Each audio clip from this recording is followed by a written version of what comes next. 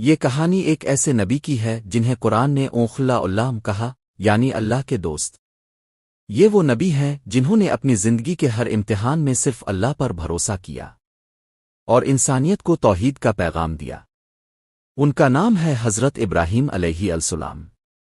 نسب اور العدد۔ قرآن ان کی ولادت کا وقت جگہ براہ راست بیان نہیں کرتا، لیکن اکثر مفسرین کے مطابق ان کی پیدائش بابل، عراق کے علاقے میں ہوئی۔ اختلاف۔ بعض علماء کے مطابق ان کے والد کا نام آزر تھا، جیسا کہ سورہ الانعام آیت نمبر 76 میں ذکر ہے، جبکہ بعض مفسرین جیسے ابن کثیر رحمہ اللہ فرماتے ہیں کہ آزر ان کے چچا تھے اور والد کا نام تارنہ تھا۔ دونوں روایات موجود ہیں، اس لیے دونوں کا ذکر درست ہے۔ قوم کی گمراہی۔ حضرت ابراہیم علیہ السلام کی قوم بت پرست تھی، سورج، چاند اور ستاروں کی عبادت کرتی تھی۔ ان کے والد چچا آزر بت تراش یعنی بت بنانے والے تھے۔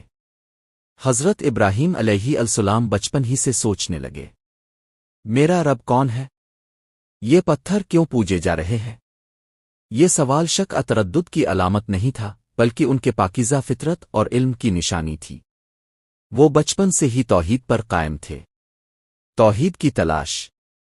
قرآن کریم سورہ الانعام آیات نمبر 76 تا 79 میں ذکر ہے کہ انہوں نے اپنی قوم کو سمجھانے کے لیے مثالیں دیں۔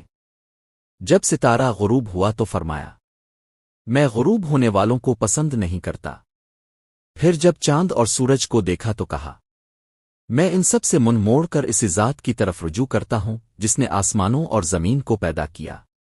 یہ مثالیں حضرت ابراہیم علیہ السلام نے توحید سمجھانے کے لیے دیں۔ انہوں نے کبھی ان چیزوں کی عبادت نہیں کی۔ بتوں کو توڑنا۔ ایک دن جب قوم میلے پر گئی تو حضرت ابراہیم علیہ السلام نے سب بتوں کو توڑ دیا اور سب سے بڑے بت کے گلے میں کلہاڑی لٹکا دی۔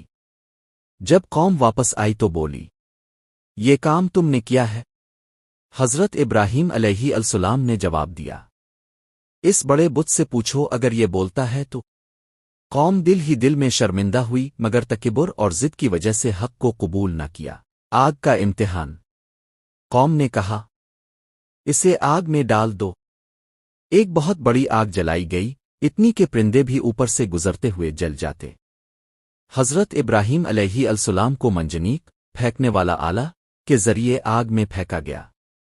اللہ تعالیٰ نے فرمایا، ایرا واون بردا الف اویسل مالف اویل نبرائم میں، سورہ النباق آیت نمبر 69، یعنی اے آگ، ابراہیم پر ٹھنڈی اور سلامتی والی ہو جا، اور وہ آگ ان کے لیے گلستان بن گئی۔ ہجرت۔ جب قوم ایمان نہ لائی تو حضرت ابراہیم علیہ السلام نے ہجرت فرمائی۔ قرآن کے مطابق وہ اپنی زوجہ حضرت سارہ علیہ السلام کے ساتھ شام، فلسطین چلے گئے، پھر کچھ عرصے کے لیے مصر گئے اور بعد میں اللہ کے حکم سے حجاز، مکوا پہنچے۔ بیٹے کی پیدائش۔ حضرت ابراہیم علیہ السلام کی دو بیویاں تھیں، حضرت سارہ علیہ السلام پہلی زوجہ، حضرت حاجرہ علیہ السلام جن کے بطن سے حضرت اسماعیل علیہ السلام پیدا ہوئے۔ بعد میں حضرت سارہ علیہ السلام سے حضرت اسحاق علیہ السلام پیدا ہوئے۔ اس خوشخبری کا ذکر سورہ ہود آیت نمبر 71 میں آیا ہے۔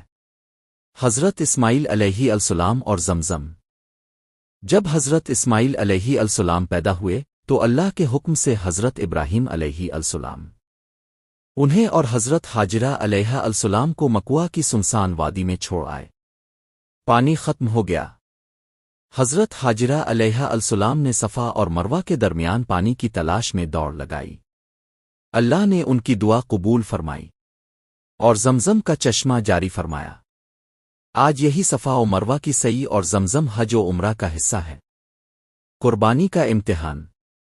ایک رات حضرت ابراہیم علیہ السلام نے خواب میں دیکھا کہ وہ اپنے بیٹے کو قربان کر رہے ہیں۔ انہوں نے حضرت اسماعیل علیہ السلام سے فرمایا، میں دیکھتا ہوں کہ میں تمہیں قربان کر رہا ہوں، تمہاری کیا رائے ہے؟ حضرت اسماعیل علیہ السلام نے عرض کیا، ابوا جان، جو حکم ملا ہے وہ کیجیے، انشاءاللہ آپ مجھے صبر کرنے والوں میں پائیں گے۔ سورہ الصافت آیت نمبر 102۔ جب دونوں نے اللہ کے حکم پر عمل کا ارادہ کیا، اللہ نے ان کی جگہ ایک بڑا جانور دانبا بھیج دیا۔ یہی واقعہ عید الاضحیٰ کے اصل پیغام کی بنیاد ہے۔ خان کعبہ کی تعمیر۔ اللہ کے حکم سے حضرت ابراہیم علیہ السلام اور حضرت اسماعیل علیہ السلام نے مل کر خان کعبہ کی تعمیر کی۔ انہوں نے دعا کی، ربوئے نعیت قبویلم نوئے نوئے نت السوئمیا العلمہ۔ سورہ البقرہ آیت نمبر 127۔ اسی واقعے کی یاد میں حج کا رکن طواف اور دعا ہے۔ حضرت ابراہیم علیہ السلام کی دعائیں۔ ان کی دعائیں قرآن میں مختلف مقامات پر آئی ہیں۔ ربن اجائل ایزیا بلدالف آمنا الف۔ مکوہ کو امن والا شہر بنا۔ سورہ البقرہ آیت نمبر 156۔ ربوئے نعیہ و ابائے اسف نمر ساولالف منعامہ۔ میری نسل میں ایک رسول بھیجنا۔ سورہ البقرہ آیت نمبر 129۔ اس دعا کا جواب تھا حضرت محمد مصطفیٰ کی بعثت۔ وفات۔ حضرت ابراہیم علیہ السلام کی وفات فلسطین کے شہر حبرون الخلیل میں ہوئی۔ ان کا مزار مسجد ابراہیم میں واقع ہے، جہاں حضرت اسحاق علیہ السلام اور ان کی زوجہ بھی مدفون ہیں۔ آخری پیغام۔ حضرت ابراہیم علیہ السلام کی زندگی ایک عظیم پیغام ہے کہ توحید پر قائم رہنا، صبر و بھروسے سے ہر آزمائش سے گزرنا اور اللہ سے دوستی قائم کرنا ہی اصل کامیابی ہے۔